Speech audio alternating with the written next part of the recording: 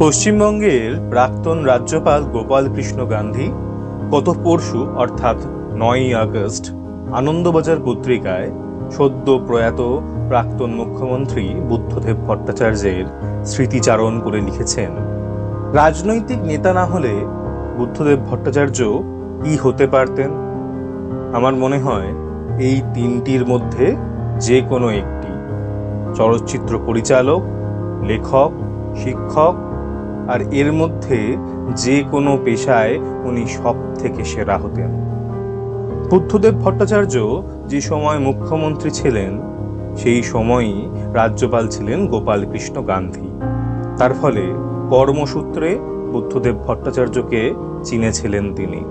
ভারতবর্ষের একজন রাজনৈতিক নেতা, সর্বোপরি যিনি একটি রাজ্যের মুখ্যমন্ত্রিত্ব করেছেন প্রায় 10 বছর, তার সম্পর্কে এই রকম মূল্যায়ন আমাদের দেশের ইতিহাসে বিরল।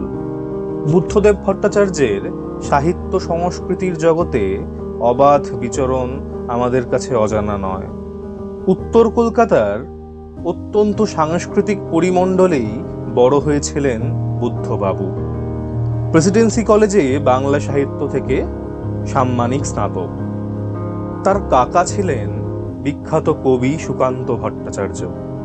তাদের একটি পারিবারিক প্রকাশনা সংস্থাও ছিল, যার নাম সারস্বত লাইব্রেরি। তার দাদু ছিলেন কৃষ্ণচন্দ্র স্মৃতিতীর্থ, যিনি পুরোহিত দর্পণ নামে একটি বই লিখেছিলেন, যে বইটি আজও বাঙালি পুরোহিতদের অন্যতম সহায়িকা গ্রন্থ। এই রকম একটি ব্রাহ্মণ পরিবারের সন্তান হয়েও বুদ্ধবাবু ছিলেন একজন সম্পূর্ণ নাস্তিক মানুষ। 1977 সালে প্রথমবার বিধানসভা ভোটে জিতে তিনি হয়েছিলেন বাংলার তথ্য ও সংস্কৃতি বিভাগের মন্ত্রী। পরবর্তীকালে যতবার মন্ত্রী হয়েছিলেন, অন্যান্য বিভিন্ন দপ্তরের সাথে তথ্য সংস্কৃতি বিভাগটি ছিল তার হাতে। এমনকি মুখ্যমন্ত্রী থাকাকালীনও তথ্য ও সংস্কৃতি বিভাগকে নিজের হাতেই রেখেছিলেন তিনি। আমাদের সকলের পরিচিত নন্দন তথ্য সংস্কৃতি মন্ত্রী হিসেবে বুদ্ধবাবুর অন্যতম উদ্যোগ ছিল। নন্দন তার কাছে একটি স্বপ্নের উদ্যোগ ছিল। মুখ্যমন্ত্রী থাকাকালীন তিনি কাজ সেরে প্রায় দিনই সন্ধেবেলা আসতেন নন্দনে। এই সময়টি নাকি তার সবচেয়ে প্রিয় সময়। কলকাতা চলচ্চিত্র উৎসব, পশ্চিমবঙ্গ নাট্যমেলা, এই সব উদ্যোগের প্রধান উদ্যোক্তা ছিলেন বুদ্ধবাবু।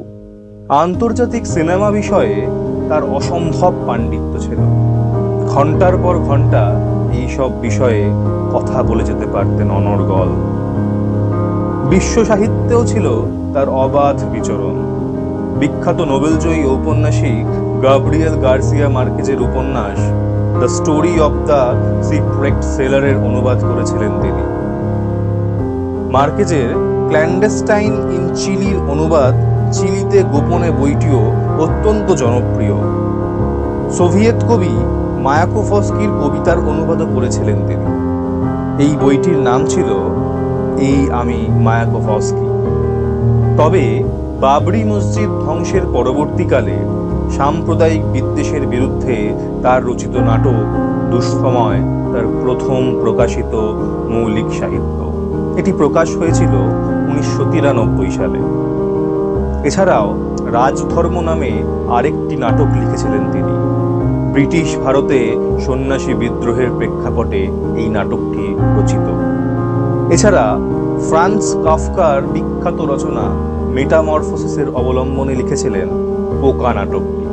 মানিক বন্দ্যোপাধ্যায়ের সাহিত্য ও দর্শন নিয়ে লিখেছিলেন পুড়ে যায় জীবন নশ্বর বইটি। অনেকেই মনে করেন এই বইটি তার সর্বশ্রেষ্ঠ রচনা।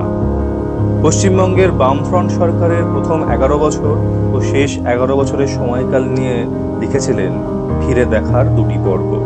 শেষের দিকে অসুস্থ অবস্থাতেও লিখেছেন নাৎসি জার্মানির জন্ম ও মৃত্যু ও স্বর্গের নিচে মহাবিশৃঙ্খলা নামের 2টি ছোট আকারের বই।